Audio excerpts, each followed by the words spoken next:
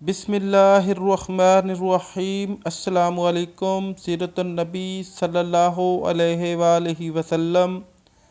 عنوان: فتح کے بعد پچھلی قسط سے شروع تمام مشرکوں کو گڑھے میں ڈال دیا گیا تو حضور نبی کریم صلی اللہ علیہ وآلہ وسلم اس گڑھے کے ایک کنارے پر آ کھڑے ہوئے۔ وہ وقت رات کا تھا۔ بخاری اور مسلم کی روایات میں ہے کہ جب نبی کریم صلی اللہ علیہ وآلہ وسلم کی غزوات میں فتح حاصل ہوتی تو آپ صلی اللہ علیہ وآلہ وسلم اسی مقام پر 3 رات قیام فرمایا کرتے تھے۔ تیسرے دن آپ نے لشکر کو تیاری کا حکم دیا۔ وہاں سے کوچ کرتے وقت آپ صلی اللہ علیہ وآلہ وسلم صحابہ کرام رضی اللہ تعالی عنہم کے ساتھ اس گڑھے کے کنارے کھڑے ہو کر ان لاشوں سے مخاطب ہوئے اور فرمایا: اے فلاں بن فلاں اور اے فلاں بن فلاں، کیا تم نے دیکھ لیا کہ اللہ اور اس کے رسول کا وعدہ کتنا سچا تھا؟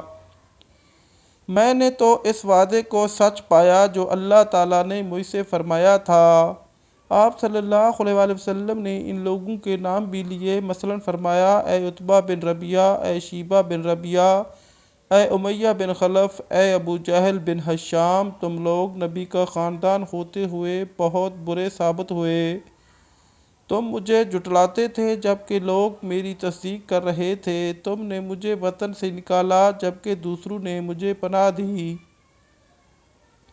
تم نے میرے مقابلے میں جنگ کی جبکہ غیروں نے میری مدد کی۔ آپ صلی اللہ علیہ وآلہ وسلم کے یہ الفاظ سن کر حضرت عمر رضی اللہ تعالی عنہ نے عرض کیا: اے اللہ کے رسول، آپ ان مردوں سے باتیں کر رہے ہیں جو بے روح لاشیں ہیں۔ اس کے جواب میں آپ صلی اللہ علیہ وآلہ وسلم نے ارشاد فرمایا: جو کچھ میں کہہ رہا ہوں اس کو تم لوگ اتنا نہیں سن رہے ہیں، مگر یہ لوگ اب جواب نہیں دے سکتے۔ حضور صلی اللہ علیہ وآلہ وسلم نے فتح کی خبر مدینہ منورہ بھیج دی۔ مدینہ منورہ میں فتح کی خبر حضرت زید بن حارثہ رضی اللہ تعالی عنہ لائے تھے۔ انہوں نے یہ خوشخبری بلند آواز میں یوں سنائی: اے گروہ انصار، تمہیں خوشخبری ہو، رسول اللہ صلی اللہ علیہ وآلہ وسلم کی سلامتی اور مشرکوں کے قتل اور گرفتاری کی۔ قریشی سرداروں میں سے فلاں فلاں قتل اور فلاں فلاں گرفتار ہو گئے ہیں۔ ان کے منہ سے یہ خوشخبری سن کر اللہ کا دشمن کعب بن اشرف یہودی طیش میں آ گیا اور انہیں جھٹلانے لگا۔ ساتھ ہی اس نے کہا: اگر محمد صلی اللہ علیہ وآلہ وسلم نے ان بڑے بڑے سرماؤں کو مار ڈالا ہے تو زمین کو پشت پر رہنے سے زمین کے اندر رہنا بہتر ہے، یعنی زندگی سے موت بہتر ہے۔ فتح کی یہ خبر وہاں اس وقت پہنچی جب مدینہ منورہ میں حضور صلی اللہ علیہ وآلہ وسلم کی صاحبزادی وفات پا چکی تھیں اور ان کے شوہر حضرت عثمان رضی اللہ تعالی عنہ اور وہاں موجود صحابہ کرام ان کو دفن کر کے قبر کی مٹی برابر کر رہے تھے۔ حضرت صلی اللہ علیہ وآلہ وسلم کو جب حضرت رقیہ رضی اللہ تعالی عنہا کی وفات کی اطلاع دی گئی تو ارشاد فرمایا: الحمدللہ، اللہ تعالیٰ کا شکر ہے، شریف بیٹیوں کا دفن ہونا بھی عزت کی بات ہے۔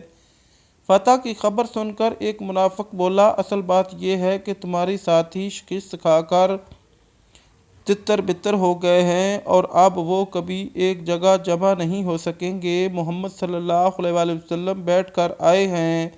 اگر محمد صلی اللہ علیہ وآلہ وسلم زندہ ہوتے تو اپنی اونٹنی پر خود سوار ہوتے، مگر یہ زید ایسے بدحواس ہو رہے ہیں کہ انہیں خود بھی پتہ نہیں کہ کیا کہہ رہے ہیں۔ اس پر حضرت اسامہ رضی اللہ تعالی عنہ نے اس سے کہا: او اللہ کے دشمن، محمد صلی اللہ علیہ وآلہ وسلم کو آ لینے دے، پھر تجھے معلوم ہو جائے گا کسے فتح ہوئی اور کسے شکست ہوئی ہے۔ پھر نبی کریم صلی اللہ علیہ وآلہ وسلم مدینہ منورہ کی طرف روانہ ہوئے۔ راستے میں صفرا کی گھاٹی میں پہنچے تو اس جگہ آپ صلی اللہ علیہ وآلہ وسلم نے مال غنیمت تقسیم فرمایا۔ اس مال میں 150 اونٹ اور 10 گھوڑے تھے۔ اس کے علاوہ ہر قسم کا سامان، ہتھیار، کپڑے اور بے شمار کھالیں، اون وغیرہ بھی اس مال غنیمت میں شامل تھا۔ یہ چیزیں مشرک تجارت کے لیے ساتھ لے آئے تھے۔ اس موقع پر آپ صلی اللہ علیہ وآلہ وسلم نے اعلان فرمایا: جس شخص نے کسی مشرک کا قتل کیا اس مشرک کا سامان اسی کو ملے گا، اور جس نے کسی مشرک کو گرفتار کیا وہ اسی کا قیدی ہوگا۔ آپ صلی اللہ علیہ وآلہ وسلم نے اس مال میں سے ان لوگوں کو بھی حصہ نکالے جو غزوہ بدر میں حاضر نہیں ہو سکے تھے۔ یہ وہ لوگ تھے جنہیں خود حضرت صلی اللہ علیہ وآلہ وسلم نے کسی وجہ سے جنگ میں حصہ لینے سے روک دیا تھا، کیونکہ حضرت رقیہ رضی اللہ تعالیٰ عنہ بہت بیمار تھیں۔ اس لیے آپ صلی اللہ علیہ وآلہ وسلم نے حضرت عثمان رضی اللہ تعالیٰ عنہ کو اصحاب بدر میں شمار فرمایا۔ اس طرح حضرت ابو البابا رضی اللہ تعالیٰ عنہ تھے، انہیں خود آپ صلی اللہ علیہ وآلہ وسلم نے مدینہ والوں کے پاس بطور مخافظ چھوڑا تھا، اور حضرت عاصم بن عدی رضی اللہ تعالیٰ عنہ کو آپ صلی اللہ علیہ وآلہ وسلم نے قبا اور عالیہ والوں کے پاس چھوڑا تھا۔ اس طرح حضور صلی اللہ علیہ وآلہ وسلم نے ان لوگوں کا بھی حصہ نکالا جنہیں جاسوسی کی غرض سے بھیجا گیا تھا تاکہ وہ دشمن کی خبر لائیں۔ یہ لوگ اس وقت واپس لوٹے تھے جب جنگ ختم ہو چکی تھی۔ اس مقام پر آپ صلی اللہ علیہ وآلہ وسلم نے قریش کے قیدیوں میں سے نضر بن حارث کو قتل کرنے کا حکم فرمایا۔ یہ شخص قرآن کریم اور حضرت صلی اللہ علیہ وآلہ وسلم کے بارے میں بہت سخت الفاظ استعمال کرتا تھا۔ اس طرح کچھ آگے چل کر آپ نے عقبہ بن ابی معیط کے قتل کا حکم فرمایا۔ یہ بھی بہت فتنہ پرور تھا۔ اس نے ایک بار آپ صلی اللہ علیہ وآلہ وسلم کے چہرے انور پر تھوکنے کی کوشش کی تھی، اور ایک بار حضور صلی اللہ علیہ وآلہ وسلم کو نماز میں سجدے کی حالت میں دیکھ کر اس نے آپ صلی اللہ علیہ وآلہ وسلم کی گردن پر اونٹ کی اوج لا کر رکھ دی تھی۔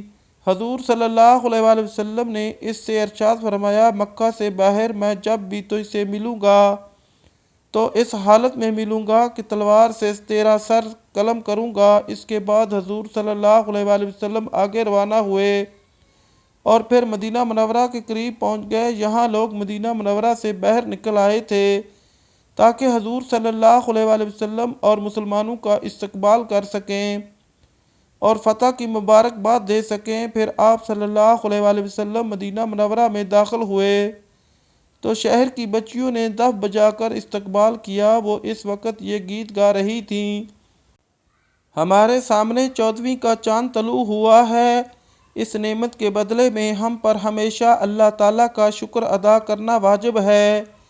دوسری طرف مکہ معظمہ میں قریش کی شکست کی خبر پہنچی۔ خبر لانے والے نے پکار کر کہا، لوگو، عتبہ اور شیبہ قتل ہو گئے، ابو جہل اور امیہ بھی قتل ہو گئے، اور قریش کے سرداروں میں فلاں فلاں بھی قتل ہو گئے، فلاں فلاں گرفتار کر لیے گئے۔ یہ خبر وحشت ناک تھی۔ خبر سن کر ابو لہب گرستا ہوا باہر آیا۔ اس وقت ابو سفیان بن حارث رضی اللہ تعالیٰ عنہ وہاں پہنچے۔